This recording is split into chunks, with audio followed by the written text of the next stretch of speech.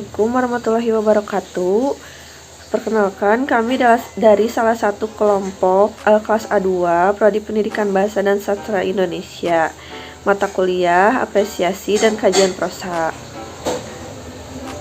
Di sini kami akan menganalisis sebuah novel berjudul Cintaku di Kampus Biru karya Asyadi Siregar. Novel ini merupakan novel dari tahun 1970 sampai 1980-an. Adapun pendekatan yang digunakan dalam menganalisis novel Cintaku di Kampus Biru yaitu pendekatan objektif. Tentunya saya di sini tidak sendiri, itu bersama dengan anggota kelompok saya. Yang pertama Asria Vera Nur Nazilia, yang kedua Humaira Zahra Nasution, yang ketiga Laila Sariningsih Hernawan, yang keempat Muhammad Fadlan Anas Rasyadan, yang kelima saya sendiri Prasanti Dwigita Ananda Putri, dan yang terakhir Widya Ningrum Kinasih Haryono.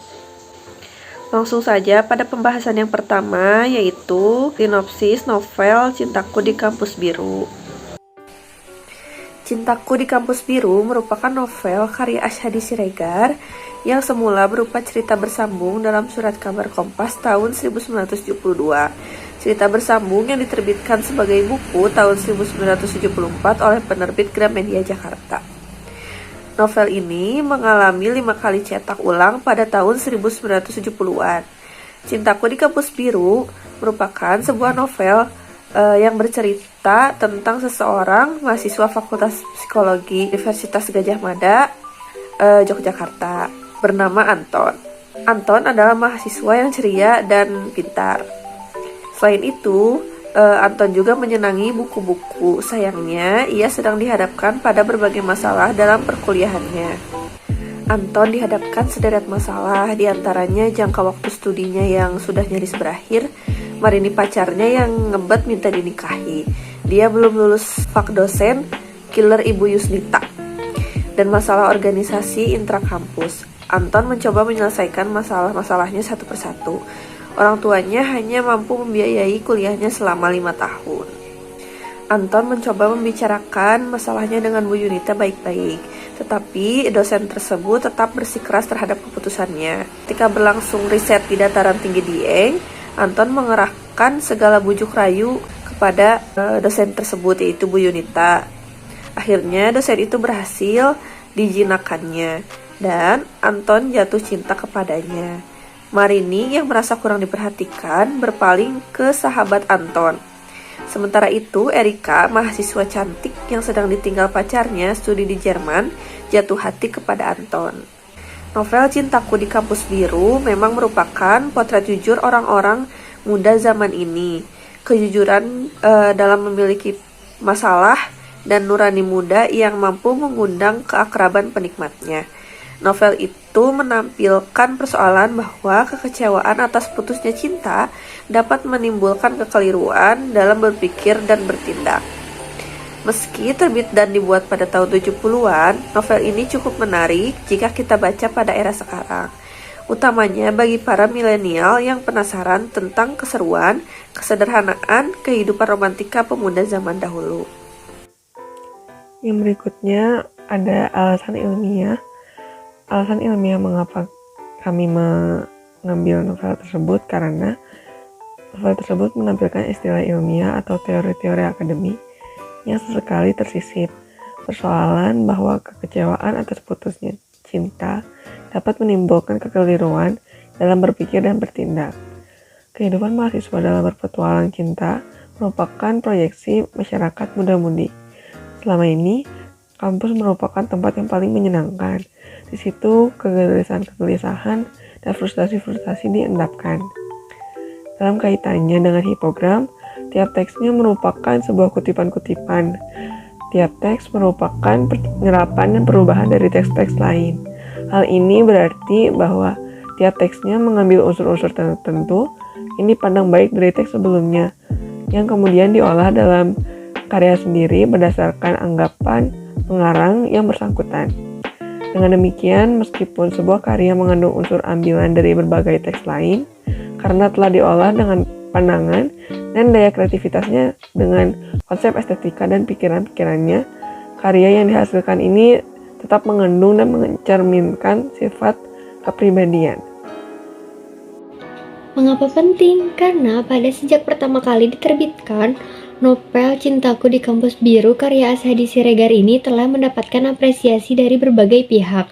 Sehingga pada tahun 1976, novel ini disadur menjadi film dengan judul yang sama. Cerita yang mengambil setting latar belakang di kampus UGM pada tahun 70-an ini yang menggambarkan kehidupan mahasiswa saat itu dengan segala idealisme, kritik, dan persoalan yang dihadapi. Kini, cerita klasik ini akan dikisahkan ulang kembali dalam bentuk pementasan teater. Meski menggunakan kata cinta dalam judulnya, novel ini bukan hanya sekedar menyajikan kisah romansa anak muda yang penuh dinamika. Lebih dari itu, novel ini juga menceritakan kritik sosial atas kondisi yang ada. Situasi sosial dan politik pada masa itu berhasil ditangkap oleh Asyhadi dalam menggambarkan perilaku tokoh sepanjang alur cerita. Dalam novel ini, kita bisa melihat bahwa gejala otoritarian yang nantinya akan memuncak pada akhir di era Orde Baru sudah dibaca oleh Asyhadi. Tidak jelas apakah pada tahun 1972, pada tahun penerbitan novel ini memang catnya masih biru, atau memang tidak pernah ada warna biru. Jika memang dulu ada warna biru, mengapa harus dihapus? Padahal kaos biru sudah terkenal dan melekat dengan UGM. Dengan mengetahui hal ini, tentu saja sudah menjadi kewajiban Anda untuk tidak berharap terlalu banyak dengan cerita ini. Kisah mahasiswa abadi berambut gondrong. Entah mengapa kata gondrong ini selalu diulang-ulang, baik pada narasi maupun saat tokoh lain menceritakan tokoh antagonis tersebut.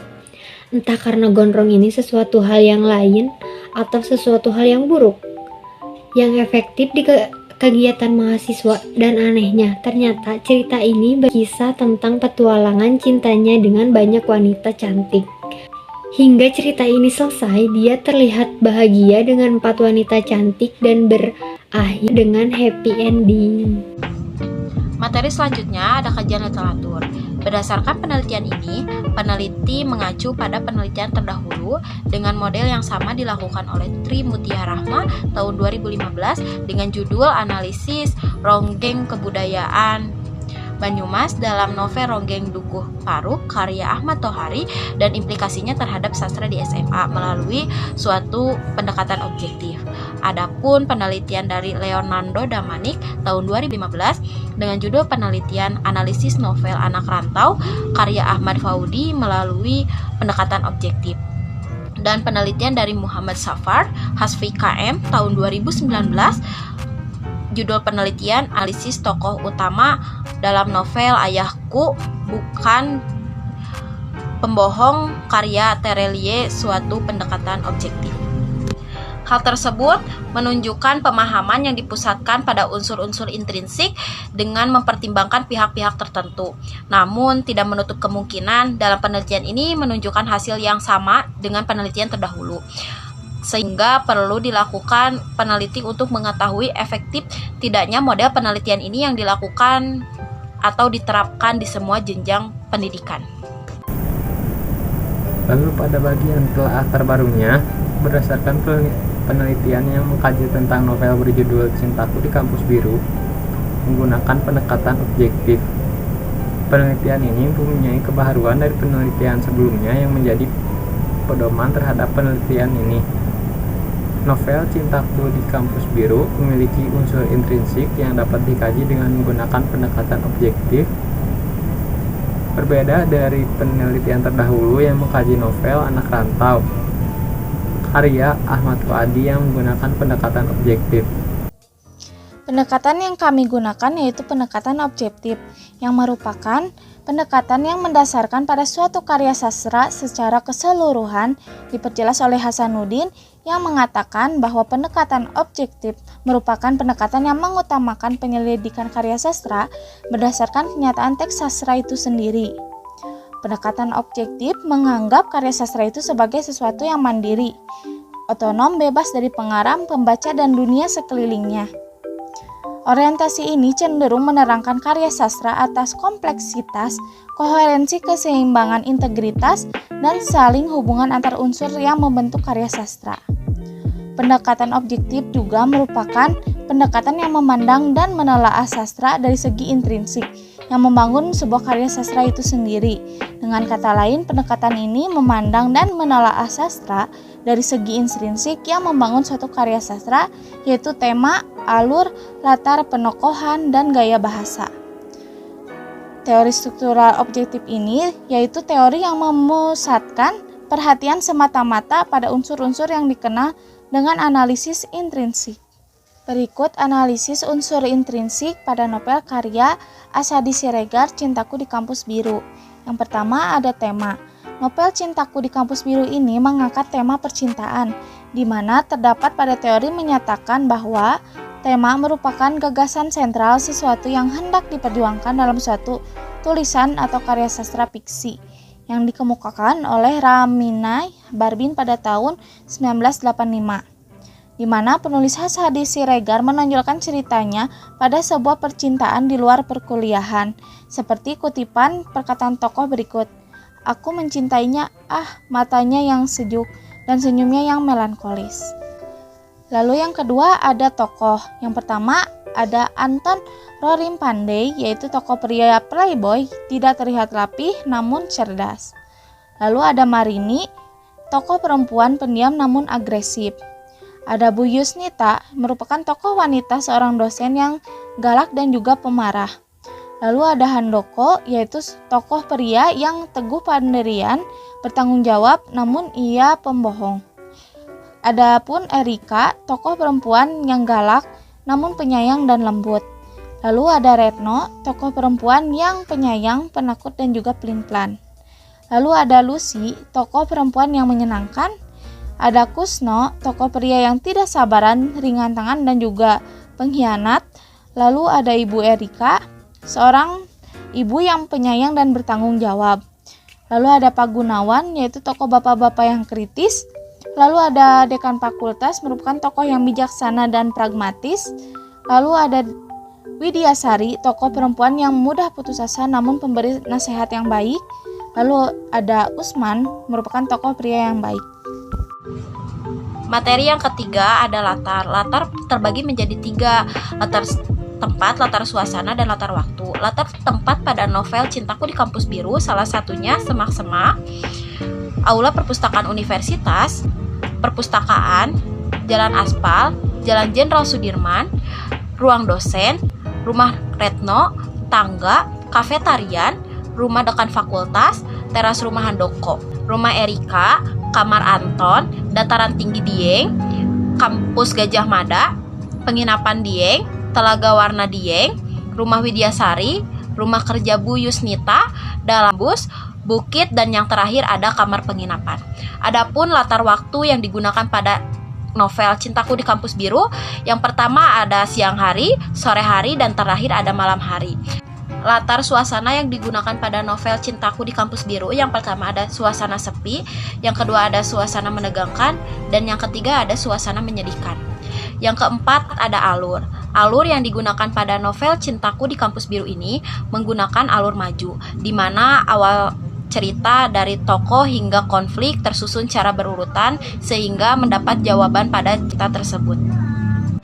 Yang kelima ada amanat. Amanat yang terkandung pada novel Cintaku di Kampus Biru salah satunya, sebagai mahasiswa memanglah kita memiliki banyak masalah, tinggal bagaimana kita harus menyikapi dalam sebuah permasalahan tersebut. Dan yang kedua, selesaikanlah masalah dengan sebijaksana mungkin agar kelak tidak ada suatu konflik antar sesama. Dan yang ketiga, kejarlah dengan sungguh-sungguh apa yang benar kamu perjuangkan. Dan yang keempat, teori yang kita temui selama ini tidak sesuai dengan kemampuan apa yang kita harus jalani. Lalu bagian yang terakhir yaitu gaya naratif. Gaya naratif merupakan cara bertutur seorang penulis agar karyanya bersifat alami, mudah terbaca, dan menyentuh pasar dengan baik. Harus didukung penuh oleh semua unsur intrinsik karya sastra. Novel Cintaku di Kampus Biru mempunyai cara pengungkapan cerita yang lugas. Diksi menggunakan bahasa Indonesia yang cukup populer. Unsur intrinsik seperti tema, plot, tokoh, penokohan, latar, dan sudut pandang, beserta diksi yang digunakan pengarang memenuhi kriteria sebagai suatu karya satir yang menyindir gaya dan perilaku orang atau si pengarang.